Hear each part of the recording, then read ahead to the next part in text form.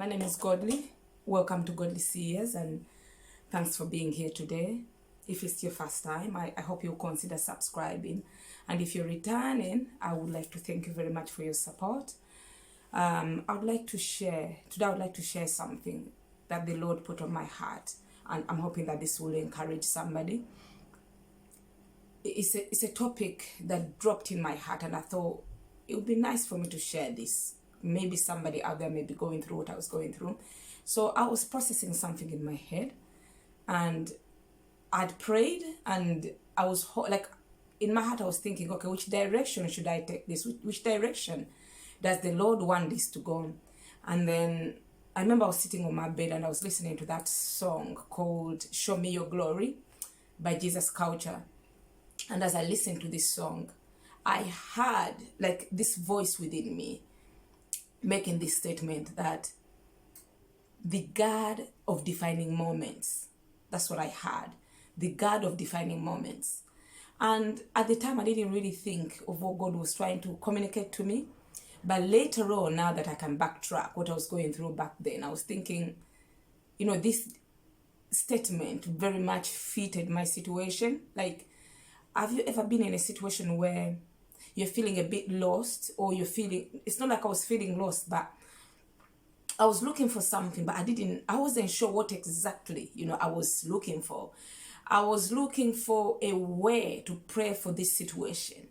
And I wasn't sure, which direction I would take my prayers to, hit the nail in the coffin, until the Holy Spirit dropped this statement in my spirit, the God of defining moments. And it made me think about so many different situations that, we, as humans, that we find ourselves in.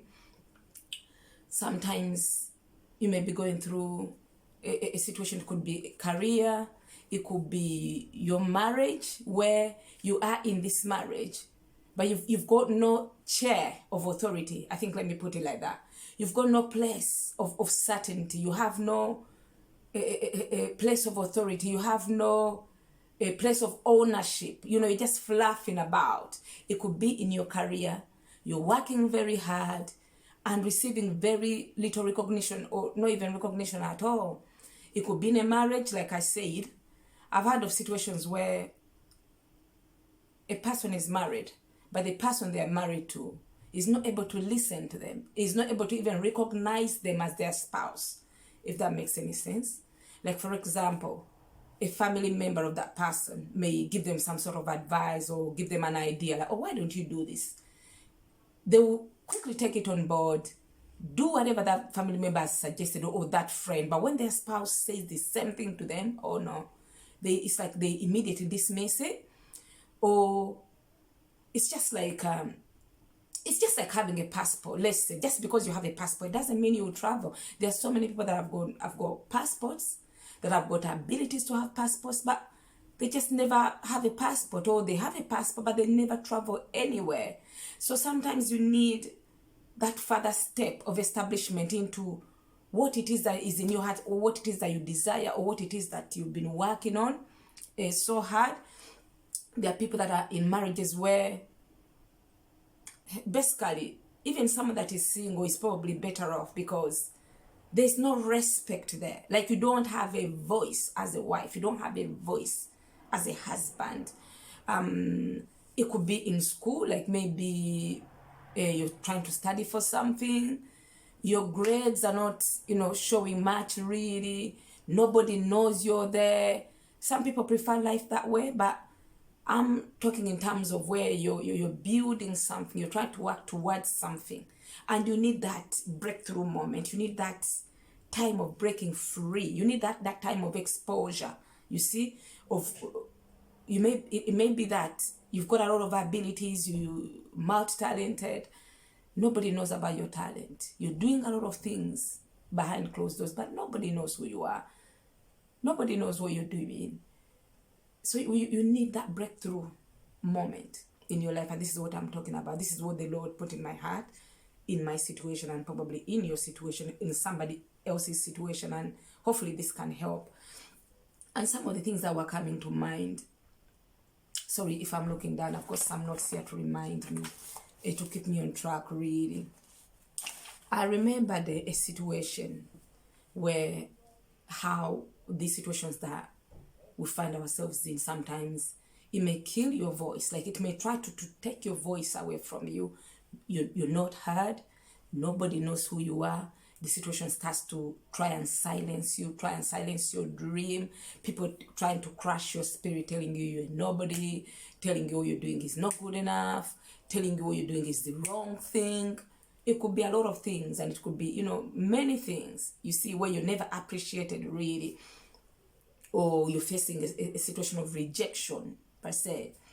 I thought about Hannah in the Bible, when her enemy Penina kept on and on and on, day in, day out, trying to wear her down really, tearing her down because she didn't have a baby, she wasn't a mom like her. And I feel like Hannah's moment was, when God finally decided to define this woman and give her a child and gave her voice back, that she's able to speak with her enemies, that she's able to also communicate that, look, I may not have been a mom before, but I am a mom. And for your information and for my information, I'm not just talking in terms of parenthood. You don't have to have a child to have a voice. You see, God can give you a voice either way, regardless of your circumstances. You see, being able to express yourself, being able to have a stand, being able to have a platform, to communicate, to be free of, these shackles that the enemy is trying, these boxes that the enemy is trying to constantly put us in. So the other example that came to me was, when we study the Bible, we read about Jesus, that for about 30 years he was about, but nobody knew about him. People knew about him, a lot of people knew about him, but not to the level that he could have been known, because that defining moment hadn't come. So he was just walking around doing his own thing, learning in silence, being mentored in silence. And when the time came for him to be, showcased to the world, for people to know who he really is, I personally believe that defining moment for him was the baptism, by John the Baptist. I personally believe that was the defining moment. That was the actual beginning of his ministry journey. That was the outburst. That was the major introduction, that he required really into the world. But as soon as he was born, we read about things where even the king at the time had heard that a new king had been born. The King of Kings had been born. And there was this intimidation, in this king seeking to kill Jesus, that even God himself ordered, the earthly father, Joseph, to take Jesus and flee to Egypt. And later on we read about scriptures where he says, I called my son out of Egypt, where he had to call him back after this evil king that was seeking to kill the son had died. So, which goes to show that sometimes we may be around. What we're doing, our work may be existing, but not known really. Nobody really knows what we're doing. Nobody really knows, what we're getting up to until such a time where God is, ready to expose you, when God is able to give you that platform. So this is what he was talking to me about in my situation, that defining moment. And then the bit that sticks out the most for me, one of the stories as well that he reminded me, was the story of Joshua. Oh my God. Joshua, the story of Joshua for me speaks volumes, especially in some of the situations that I find myself in. Joshua was a man that took over from Moses. After God decided to terminate Moses' mission to take the children into the promised land, Joshua was the man that was supposed to stand in the place of Moses. And you can imagine, being expected to fill the shoes of Moses, a man as great as Moses. And here you are, Mr. Joshua, coming to take over from Moses. It's like the expectations of the people. Can you do what Moses used to do? Can you be, even close? Can you even get as close as Moses got closer to God? There's a lot of expectations that that will be built up, you'll be put on a pedestal. But I thank God for how Joshua's story ended, really, that God saw him through. You see, we see at the beginning of his journey, God encouraging him that, look, I need you to take these people over on to the promised land, and as I was with Moses, I'll be with you, I'll never leave you nor forsake you. He's giving him all these promises, but he's telling him these things in private, just like all of us. Like when God was telling me to, start this platform, he was telling me in the secret, he was telling me a lot of things, but I didn't know where to start. In fact, at one point I started and then backed off. I was like, oh, I can't do this. This is too big. Lord, I don't understand. Until, God took that vision and got somebody else on the mission without even me being aware of what God was doing. And God was able to bring this vision alive for me to be able to do what he was asking me to do for a very long time. But I was looking at people that do it and I'm like, oh, I can never do that. I won't manage. What about this? What about that? What about work? What about... I was giving a lot of excuses. So Joshua, God was able to take Joshua from a place of... We don't read about him trying to maybe feel unable to do the task, but I think the pressure must have been there, like the expectations of the people, the expectations from himself. But I thank God that God will build us up to that moment of defining us. He will build us up really for the task. And I personally come to learn in my own life that defining moments most of the time will come in the form of a test. You will have to be tested. You will have to be put through a test before you are able to testify. So basically, like we hear this saying all the time, that testimonies come from tests. You have to go through the test in order to be exalted, to that next level. There's no next level without you having to take that climb, to lift that leg, to do that difficult thing, for going to, you have to go through that difficult situation. You have to go through to be able to see what's on the other side. So in Joshua's situation, what I want to say is that this story encourages me so much. We see Joshua being given this mandate of helping the children of Israel to cross over Jordan into the promised land. And after God spoke to him in secret, telling him, look, gather the people, gather the priests, and gave him the instructions that as soon as the priests set their foot in the waters of the Jordan, the waters will part and they'll be able to walk through as on dry land. So Moses went and prepped the people.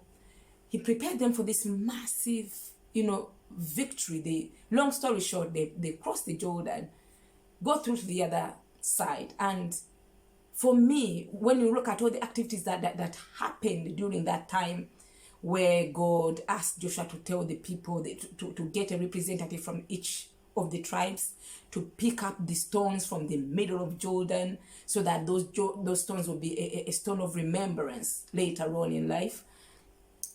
When you look at the entire story and what God used Joshua to do and to prove to people that yes, I am with him, that was a defining moment for Joshua. And we see that, for me, that story, one of the things that it really teaches me is to never try to self-promote. Like when you try to self-promote, you're doing it on your own. You see, don't try to go ahead of God. Don't try to run. People may say, oh, why did you start this? Why are you doing that? Is God in this? It shouldn't be people to tell you whether God is or isn't in what you're doing. You should know for yourself. You should have a confirmation. You should have that solid confirmation that, look, God is with me. I have heard his voice. I'm not just going by assumption doing this. I've heard that this is what I should be doing.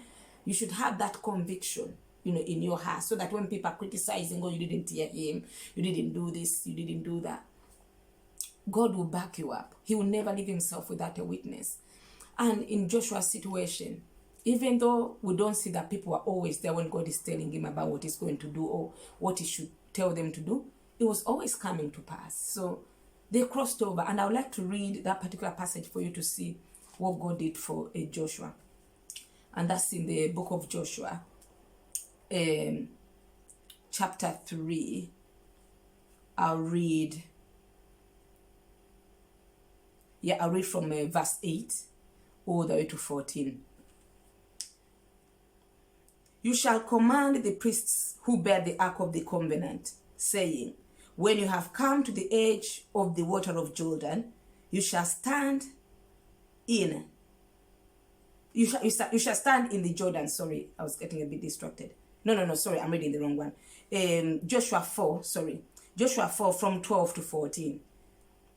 And the men of Reuben, the men of Gad, and half the tribe of Manasseh crossed over armed before the children of Israel, as Moses had spoken to them. And about 40,000 men prepared for war crossed over before the Lord for battle to the plains of Jericho. On that day, the Lord, this is my favorite, on that day, the Lord exalted Joshua in the sight of all Israel, and they feared him as they had feared Moses all the days of his life. You see, God is so good. In chapter 3, verse 7, God had previously told Joshua, before this particular day of exaltation, before this final day of defining Joshua, he had already told him that he would do that. In chapter 3, verse 7, the Lord said to Joshua, this day I'll begin to exalt you in the sight of all Israel, that they may know that as I was with Moses, so I will be with you. So what I'm trying to say is that my prayer is that your defining moment will come. You see, when you're going through that trial that you're going through, when you're going through that never-ending situation, just hold on. Just ask that the Lord, will make a way that out of that trial will come a defining moment for you. Finally, before I finish, I'm going to give you a quick testimony of what happened to me in my workplace. I had been in this job for a while, really, obviously doing my job, in the background, doing what I'm supposed to do. People were aware of my, existence. I'm there, but then we're just getting on with things. And then one day, I took annual leave. I went off work for, I think it was about 2 weeks. I returned to work and I came back to an emergency situation at my workplace. Things were kicking off with one of my cases. So things became so bad that within a few days after returning to work, I just woke up one day and I went to what we call a legal meeting, and I was told, God, you have to start preparing the court work for this emergency that has happened. So I spent about 2 nights, sleepless nights, just completing the court reports. After completing the court reports, I'm doing immediate emergency assessments. So the work was tough, really. I was under a lot of pressure, within 2 days, having to write the court reports and then having to appear before court. I remember it was in the middle of the pandemic, The courts were shut. We were attending court virtually that time. So I show up in court, as you can imagine. This was around 2. And the next minute, the legal representative for my organization was saying to my manager, and I was there when they were having this conversation. The legal said to my manager, are you sure you're having God represent you on this case? Are you sure she's experienced enough to handle this kind of a case? And my manager, without knowing me, because she was a new manager, she had only been around me for about a month or 2. She looked at me and then looked back at this guy and confidently, without knowing me that well, confidently said to her, oh, she's not just any other worker. She's not your typical worker. She's more than capable of handling this. So the legal person said, okay, all right. It was our solicitor. He said, okay, never mind if you say so, because he understood that looking at how complex this situation was, probably if it came down crashing, it was going to affect the organization. That how could you put such an experienced person on this type of case? But to God be the glory. I ended up, long story short, I ended up attending the court. I ended up Within minutes, I ended up on the witness stand having to give evidence for 2 hours. I was being fired questions from different directions. I was so terrified because I'd never given evidence before. I didn't know what I was supposed to do, but by the grace of God, with the help of God, I was saying what I'm supposed to say without even knowing that's what I'm supposed to say, if that makes any sense. So while I was even on the witness stand, what I realized later on is that different people were busy texting me, even within in the courtroom, the legal people on the other side, texting me that, oh, well done, Godly, well done, you're saying the right thing, you're doing the right thing. Me, I don't even know that this is happening. So when I got off the witness stand, everyone gave their evidence, and at the end of the court session, the judge is supposed to give their verdict. They're supposed to give their ruling, and this was the head judge. Yeah, this is the what do you call it?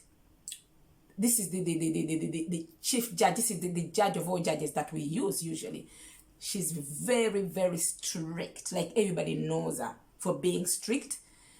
It's very rare, like, this particular judge ever gives any kind of, like, positive feedback, because she's extremely picky. She'll pull everything apart.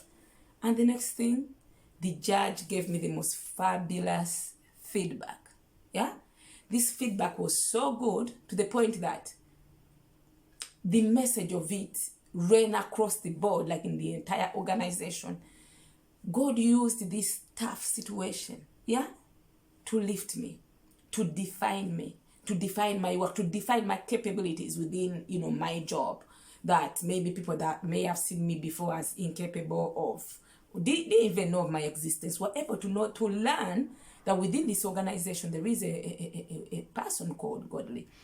And for the entire week, yeah, I was getting phone calls from different managers, even up until the end of that particular court session, around about 10 o'clock at night. One of the service managers rang me saying, oh, Godly, I heard what happened in that courtroom. You smashed it. I knew you had this iron in you. Like, compliments everywhere, basically. And I'm not saying that to draw attention, to myself, but I'm just saying it to encourage you. So I had a lot of, people ringing me, managers showing up at my office desk to say, oh my God, well done. We had what a difficult situation we were put in. You handled it very well.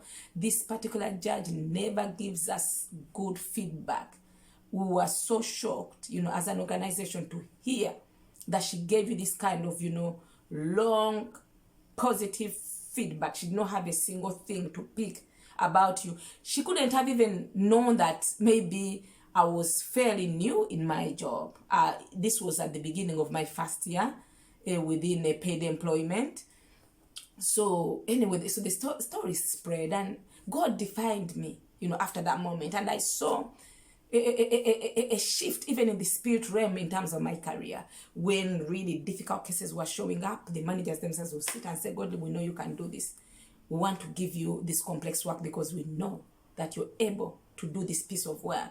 So this is what the kind of establishment that I'm talking to you about. For your situation, it could be a different situation from mine. With me, the situation I was going through this time around, God used this statement to kind of comfort me. And soon after he made that statement, that very night, I can assure you, I saw him starting that journey of defining me in this particular situation that I was, talking about, that I was thinking about at the time, that I was praying about. I saw the Lord step in, and pulling out stuff that I wasn't even aware of. I saw him start the journey, of defining me, like the statement he was making to me. So he was not making this statement in vain. So on that note, I would like to thank you so much, for tuning in, for listening to me, for, spending this time with me. And I would like to pray for you as well, for you and me, that the Lord will bring that defining moment in your life, that voice that you no longer had, be it in your marriage, in your career, in your finances, in your ministry, in your parenthood journey, regardless of what it is. I pray that the Lord will give you your voice back, that the Lord will give you your own platform, that the Lord will give you your own say, that you're able to speak even in your situation, I pray that the Almighty God will help you to run faster than, to give you speed that is faster than that of your competitors. Yeah, that your voice will be heard, in good places, that you'll be mentioned in good places, that people that have never heard of you will fight your corner, that the voice of your positive advertisers will be greater than that of your negative advertisers, that those that speak bad about you, that try to tarnish your reputation, that the Lord will have their voices lowered, that it will not have any impact, that it will not be adhered to, but the voice of those that speak good about you, that speak to your promotion, will be heard, and that it will be adhered to, that God will bring people in your life that will be able to listen to you, that will be able to make sense, of your explanations of what you're trying to build, of what you're trying to do. And thank you so much for today, and God bless you. Bye.